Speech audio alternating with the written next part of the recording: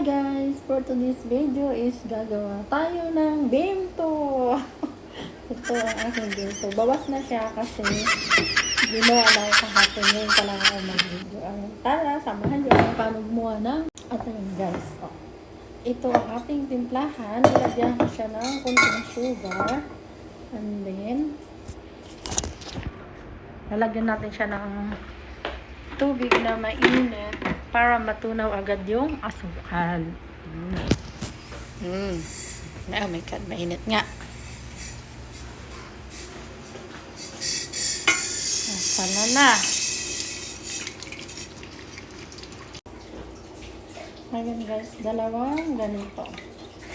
Dalawang pakal siya. Diba?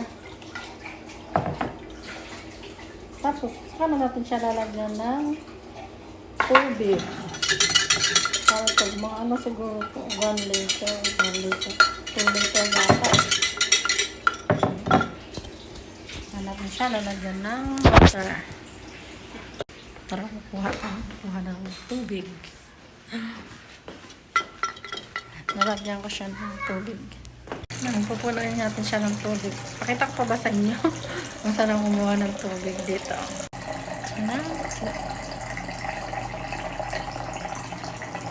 Ayan na, natapos na.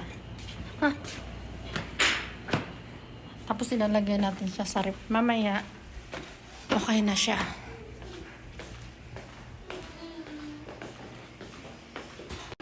Diba? Lagyan natin siya sa ref guys. Yun lang, napakadali. At saka naglabas na rin ako ng para sa shorba.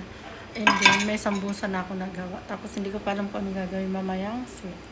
Kasi pa ako, maaga pa naman.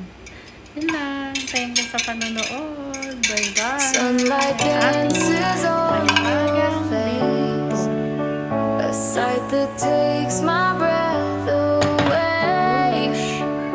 In your eyes I see forever, a love that will always stay. With every touch, with every word, my heart beats only for you, my dear. We'll walk this path hand in hand. Our love will always stand. I'll be forever by your side. Through the highs and lows we'll ride.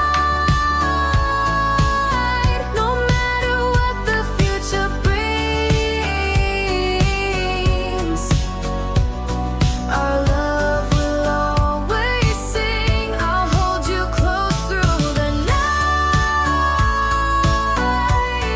and make sure you're always alright. At ayun lang guys. Ayun. Ang dami ko nang hugasin. Thank you sa panonood nyo. Ingat kayo lagi. God bless us. Bye-bye.